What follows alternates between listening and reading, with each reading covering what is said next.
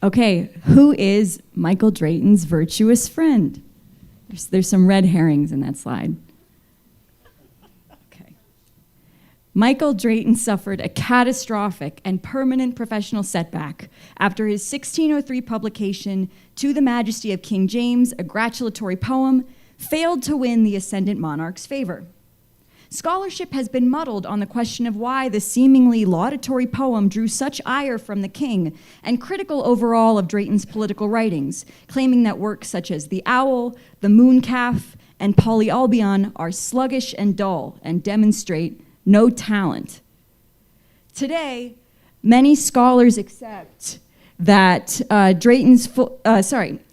scholars accept that Drayton's lack of success under James can be accounted for by the fact that he was a mediocre writer, or perhaps that he was simply oblivious to social and political mores. However, an examination of Drayton's full corpus reveals a covert narrative of political martyrdom. Years after the Majesty of King James fiasco, Drayton proudly asserts that he willingly sacrificed his status in favor of personal integrity, quote, when cowardice had tied up every tongue and all stood silent. To the end of his days, Drayton retained the high regard of his fellow poets, particularly Ben Jonson, whose epitaph for Drayton in Westminster Abbey's Poets' Corner exhorts the marble to, quote, let thy readers know what they and what their children owe to Drayton's name, protect his memory, and preserve his story. However, I don't think that Drayton's memory has been protected, as he is mocked daily by no less than the Westminster Abbey website, which rebuts Jonson's epitaph with a really sassy retort. However, Drayton's fame did not last, as poet Oliver Goldsmith, whoever that guy is, visiting the Abbey just a century later exclaimed, Drayton? I've never heard of him before. So today we're going to try and restore some justice to Michael Drayton's legacy.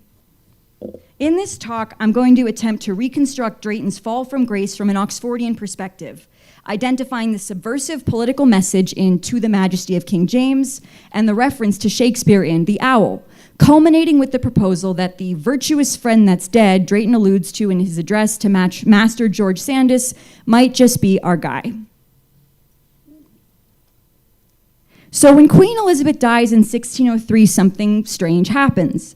Though the common people mourn her, there's a conspicuous lack of eulogies from England's leading poets, particularly ones with connections to government and aristocratic patronage. Henry Chettle called out the cowardice of Elizabeth's poets for not praising her after her death in his publication, England's Mourning Garment. He writes, the funeral hastens on of that sometime most serene lady, and yet I see none, or at least past one or two that have sung anything since her departure worth the hearing, and of them, they that are bestable scarce remember her majesty.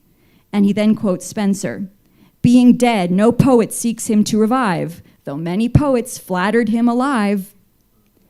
Henry Chettle had a track record of taking risks for the sake of political expression, and he reprimands a long list of poets for failing to mourn Elizabeth, including Samuel Daniel, George Chapman, Ben Jonson, Thomas Dekker, and John Marston. Why were all of these poets silent? So despite public appearances, anybody who was actually close to the crown and plugged in knew that King James was not the biggest fan of Queen Elizabeth. James had in fact refused to go to Elizabeth's funeral, and he wouldn't wear black, and he had instead visited Sir Oliver Cromwell to attend a wild, lavish party, boasting, quote, such entertainment the like had not been seen in any place before. The Venetian ambassador reported home that James, quote, wishes to see her neither alive nor dead, for he can never expel from his memory the fact that his mother was put to death at the hands of the public execution with great disgrace and cruelty. So you can kind of understand where he's coming from in that context, and there's obviously some hard feelings. So in this charged political climate, poet Michael Drayton steps first when everybody else is hanging back scared. He publishes To the Majesty of King James, a gratulatory poem, which for some reason goes over like a lead balloon. Many scholars have repeated the idea that Drayton somehow offended King James with his poem because it praises James, but it doesn't adequately mourn and respect Queen Elizabeth. But I think we can agree that that's probably not the case. It's much more likely that James was offended by the closing passage in Drayton's otherwise innocuous and flattering poem, which begs him to banish the fool, the pander, and the parasite from his court. In fact, it almost feels as though the whole very lengthy praise poem was just a pretense to share that message at the end. I'm not going to linger on it today, but I'll gently propose that the fool, the pander, and the parasite might be who James affectionately referred to as his trinity of knaves: Robert Cecil, Thomas Howard, and Henry Howard. Earl Showerman has suggested that Henry Howard was one model for the character of Pandarus in Troilus and Cressida, so I'll throw out that maybe he is pander, and I think Robert Cecil's more likely to be the parasite than the fool, but I will keep moving and leave others to sort this out, hopefully. Writing this poem basically destroys Drayton's career for the rest of his life, but he does not go away quietly. In 1604, he publishes The Owl, which is a beast fable about birds, which critics and historians have completely misunderstood and largely dismissed as a mild satire in the animal kingdom. I prefer to think of Drayton's satires more as Jeremiads. They are these very outraged moral cries of warning and condemnation to those who are complicit in the horrors perpetrated by James and his cronies. And indeed, Drayton often invokes biblical prophets. And I don't need to tell the people in this room that after The Owl was published, there was silence, but that's more likely attributable to fear of retribution and censorship than because people were bored by it. And we're about to dive into The Owl. So Drayton is the protagonist, he's the owl, and in the first section he's talking about how he stuck his neck out and all the other birds tore him violently to shreds. And King James is referred to repeatedly as the kingly eagle. I pulled out this line because I like it, and it's italicized: "Least is he marked that doth as most men do." And so in this kind of early passage, you see there's the crow, the buzzard, all these kind of creepy courtiers that have wormed their way in, where the kingly eagle kind of spends his time, and upon the sudden, all these murderous fowl fasten together on the harmless owl. So these birds, they attack and tear the owl to shreds. The owl then laments a world perverted. I know, it's sad. The owl laments a world perverted and gone wrong. "Justice," say they, "ah, whither art thou fled? Or this vile world hast thou abandoned? Oh, why, fair virtue, wert thou made in vain? Freedom is lost and liberty is slain." In a later section, the kingly eagle actually sticks up for the owl and his right to free speech, which is clearly a wish expressed by Drayton. "The eagle, now a serious ear that lent to the religious and devout intent of the good owl, whom too injurious fate had thus rewarded, doth commiserate the poor distressed bird, hoping to hear what all the rest through negligence or fear, smothered in silence, had buried still, covering the sore of many a festered ill, not only grants him liberty of speech, but further deigning kindly to beseech the virtuous bird no longer to refrain, who thus emboldened by his sovereign, at length his silence resolutely brake, and thus the eagle's majesty bespake." I don't know, just threw that in there, it doesn't, okay. Okay. So a modern critic was disappointed by Drayton's generic description of birds and says that, he betrays, quote, no more than common knowledge of birds, so he's not impressed. However, I think that Drayton's choice to use birds for his poem might have had other advantages and motives. In fact, there was an ongoing, active dissident discourse happening around bird fables. In 1601, another controversial bird fable had been published in Love's Martyr, with prefatory poems from Jonson, Chapman, and Marston. I'm referring to William Shakespeare's The Phoenix and the Turtle, which has been interpreted as an allegory about Queen Elizabeth and a lover, possibly De Vere, as the parents of a hidden Prince Tudor, possibly Henry Rosalie. Sure enough, the Phoenix and the Turtle are here in the very climactic portion of Drayton's poem. "To the secret of all secrets when I came, having mine eyes even glued with grief and shame, I tell not how the vulture fate apart, spending the blood and marrow of his heart, and by all means his faculty to apply, to taint the phoenix by his circa dry, that of her kind she had been more than one, parent and infant to herself alone. This heavenly bird, in touching their defame, had had her purple soiled with their shame, and for the turtle would not be unchaste, her did they banish to the barren waste."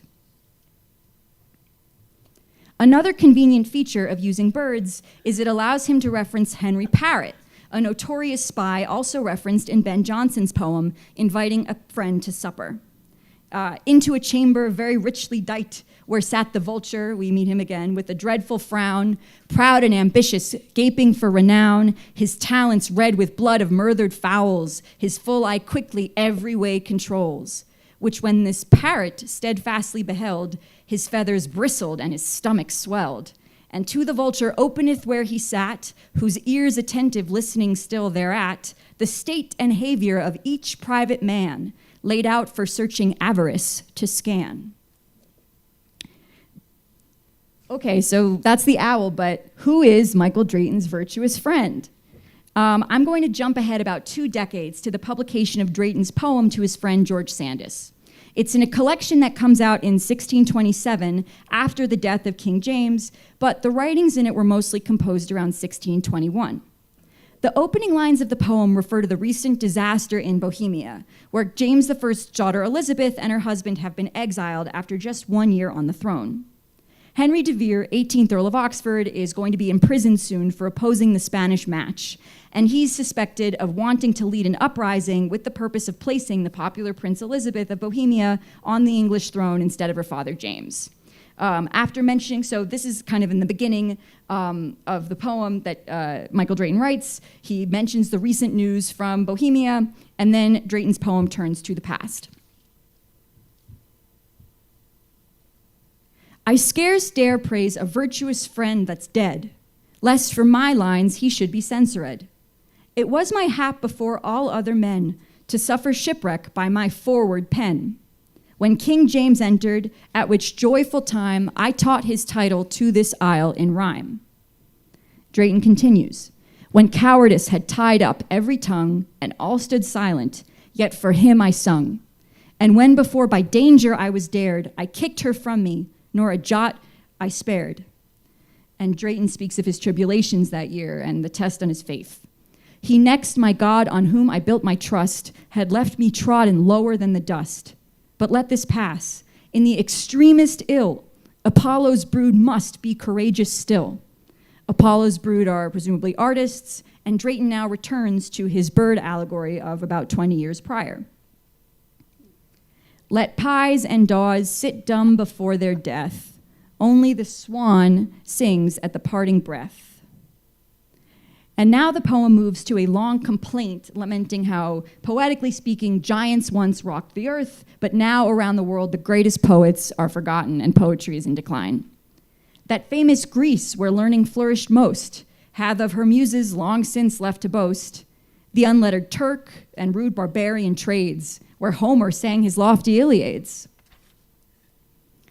Drayton next turns to England. Base balladry is so beloved and sought, and those brave numbers are put by for naught, which, rarely read, were able to awake bodies from graves and to the ground to shake. That but I know ensuing ages shall raise her again, who now is in her fall, and out of dust reduce our scattered rhymes, the rejected jewels of these slothful times. Drayton closes his poem wishing his friend, the poet George Sandys, well at his post in Virginia, and he seems to regard the New World as potentially hopeful frontier for both for man and for letters, despite the moral rot that has sadly overtaken Europe. So I wanted to validate whether or not the virtuous friend who Drayton didn't feel comfortable naming could be de Vere or not, and of course it's impossible, I think, to nail it down for certain. However, it's certainly possible that it's any other unnamed virtuous friend who died more recently, but the extensive rumination on the decline of English letters, as well as the relationship with de Vere, led me to think it could be de Vere. Obviously, virtuous is a Vere word, but I wanted to look into whether or not George Sandys might have any context for knowing about Shakespeare or Edward de Vere, or what his relationship to the authorship of Shakespeare's plays might be. This was very easily confirmed just by going to Henry Rosalie's Wikipedia page, because it turns out that George Sandys and his brother Edwin Sandys were both the closest allies of Henry Rosalie, as they were all together on the board of the Virginia Company. Researching Michael Drayton, I felt that he has been treated very unfairly by posterity. He was a man of courage and integrity, called honest by Henry Peacham, and at his death, even though he was completely broke, the line of mourners stretched on for many blocks. Alexander Waugh notes that Drayton's bust at Westminster Abbey gazes at Shakespeare's statue in the same way that Ben Jonson does, and it gives you an impression of intimacy. Maybe these men were together, working in cahoots, knowing De Vere's secret. So whether or not De Vere is referenced in this poem to George Sandys, I believe that Drayton certainly deserves more credit than he's been given as a man of integrity who was a member of Apollo's brood and upheld the maxim that nothing is truer than truth. And I also think that the Owl is certainly worth investigation as something that might allude to Shakespeare authorship or even Prince Tudor theory. Thank you. Thank you, Phoebe. That was great.